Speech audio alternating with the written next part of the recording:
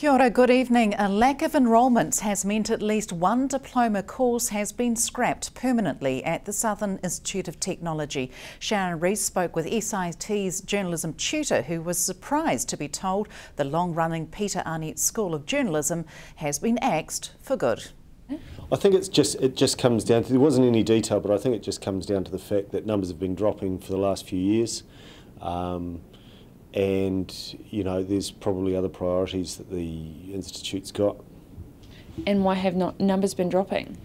I just think, well, there's a few reasons for it. One is I don't think it's been well marketed, but again, that's, you know, not for want of trying. I think the industry has to take a bit of a look at itself as well. The industry hasn't promoted courses like these. And I think one of the things that's really going to come home there is that places like Fairfax, where they are doing their own interns and their own training, that's fine if you've got the senior staff to cover for them. So I think they're really going to struggle to find people to take those positions. So is it a national problem, or is that just in Southland? I've had a wee bit of feedback from colleagues, other journalism schools, and some of them have been struggling for numbers this year, and some of them are pushing it. Others, you know, not so bad, but I think it's going to become an increasing problem, and the more schools drop off because of lack of numbers, because there's the lack of funding for the courses, I think it's really going to hit home with the industry, and they probably need to step up and do something about it. There's been some big names through this room. There's quite a few people working in the industry. It has had a good reputation. Been really lucky working with industry, particularly the local papers, QTV and others, even as far away as the Ashburn and Guardian, to be able to send students to places where they have been well looked after and they've learned about the industry. So we've been, and I think our reputation has has gone with that. Some cases it's developed, other cases it might have stood still. But yeah, I think SIT journalism graduates over the years have done quite a bit in the industry and beyond. Are you going to attempt to appeal this decision at all? No. I mean, you can see it. The numbers weren't there, and again, while the marketing could have been better, I think you've got to have people. People have to know about the course for a start, but they've also got to want to do it. And while it's a really good vocation and a really good qualification with all the transferable skills that you learn, I just think you can't force people to do it.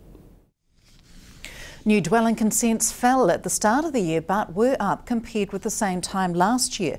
Nationally, new dwelling consents were up 3.6% for January compared to the same time last year, but fell 3.8% from December. The numbers for new dwelling consents are at their highest level since July 2007, excluding apartments, which fell 6.8% compared to January last year. Over 1,700 new dwellings were consented in January, including 18 for Southland, valued at $8 million. That's $2 million more than January last year. Nearly $1 billion worth of building works consented in January, with a split of $645 million on residential and $351 million on non-residential. New Zealand's terms of trade has fallen for the second successive quarter, largely due to falling dairy prices and a lower dollar pushing up import prices.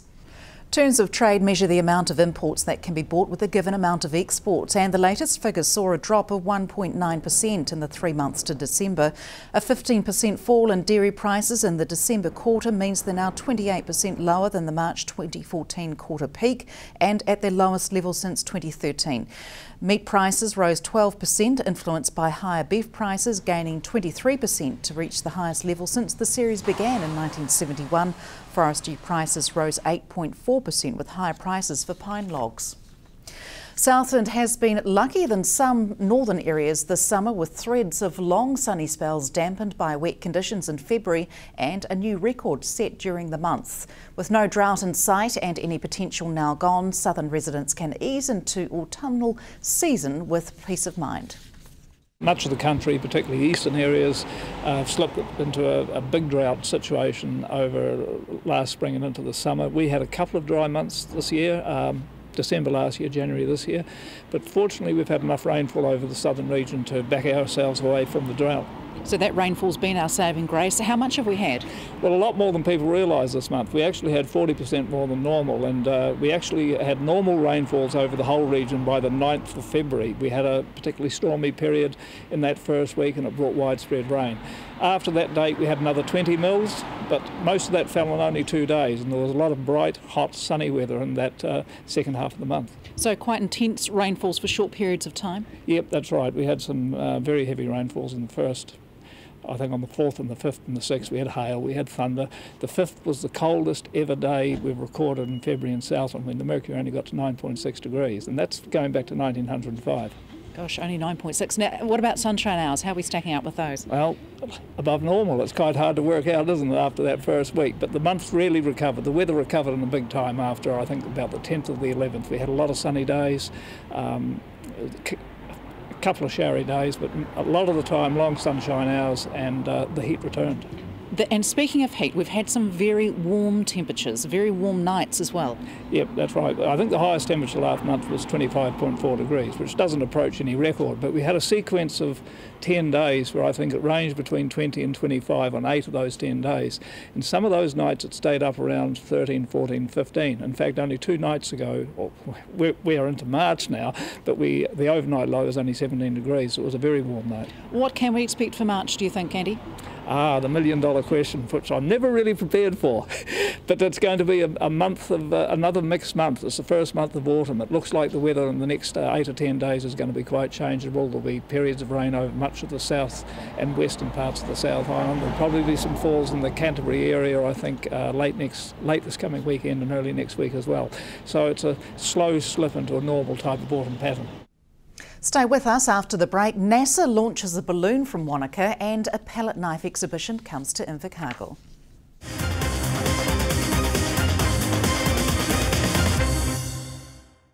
Welcome back. Wanaka residents are in for an eyeful, with NASA planning to launch a large blimp from the airport in the coming weeks.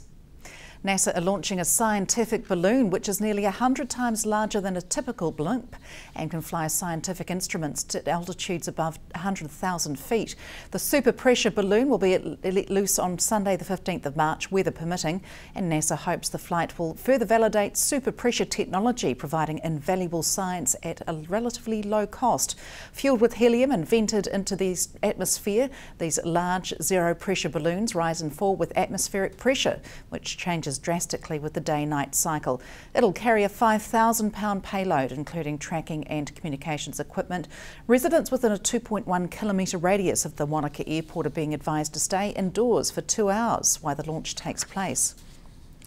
Self-taught artist John Gillies was prompted to exhibit here after lecturing at SIT on his painting technique. Opening tonight at Invercargill's City Gallery, a collected series of works from Skipper's Canyon, Central Otago, as well as our very own Riviera of the South. Paintings other than New Zealand scenes show how the technique is also applicable to architectural scenes, people and transport. Yes, it's oil with palette knife, and I guess it's really about mass effect. Before you run away and say, oh gosh, we're into the third form physics class, it is about bulk of paint producing a texture. So it's not just mixing colour, it is not just putting colour in the right place, as Douglas Badcock would say, but it's about how the mass appears when it is put in place. And so sometimes I can actually put the right colour in the right place, but oh no, the mass doesn't work, and I have to scrape it off. A lot of the landscape portrait pictures that are here have quite a soft, almost pastel-like colour scheme to them. Yet when you look at the sporting cricket series, they're very vibrant and bright. Yes, and I think that's the difference between summer and winter. Because cricket's of course played in summer, and I go out there when the sun is late evening, when there are a few shadows. You don't do it in the middle of the day because there's no contrast, but as the game's progressing, they produce those magnificent colours against that lovely background. Whereas in winter, everything is kind of subdued, and I think that has its special beauty in itself. That gives almost a watercolour appeal, and yet you know that it's done with oil paint. As far as your experience with painting, when did you start and when did you pick up the palette knife? I started probably at the age of 16 or 17, and it's a rather curious sort of story in a way, because at the age of, I suppose about 13 or 14, I was rummaging through the attic, and I happened to stumble upon my maternal grandfather's paint box. And I discovered this trowel-like object in the middle of it, and I said to my parents, "What on earth is this?" And they said, "Oh, that's used for mixing paint." And I said, "Oh, yes, but you can paint with it as well." So I sort of put that in my mind aside, and I thought, "Oh, I'd love to do that." And so later on in my teens, I started to paint with the palette knife. And then as I went through my 20s, I was still struggling with the palette knife until I actually came to Invercargill one day to visit friends, and visited a local artist here who was Peter Beadle, you may recall him, and I thought, no, I'll show him some of my work, and I did that. And he looked at them and said, "Throw away the palette knife." And actually that was the best advice anyone could have given me, because that forced me to think more seriously about perspective, about use of colour, about your approach to the painting itself, about coming towards the end and adding the highlights as the final touch. So it's only in latter years when I started to have this love affair with the impasto, or the sort of the bulk of the paint, did I take the palette knife out again and said, well, look, I really want to do this. But of course, it was a long road to go, because palette knife painting tends to appear at times a bit like paint by numbers. And the secret of it is being able to blend the colours as you would in using a brush. 3 Southland-based charities are set to benefit from Surf to City this month, but just how much they benefit depends entirely on the people running, walking or cycling. The Heart Foundation, Hospice Southland and Plunket Southland each stand to receive a portion of entries for the event. The charity, which receives the most votes, will receive an extra $500 donation from Sport Southland. It's a thing that's become pretty prevalent in big community type runs like this over the last few years.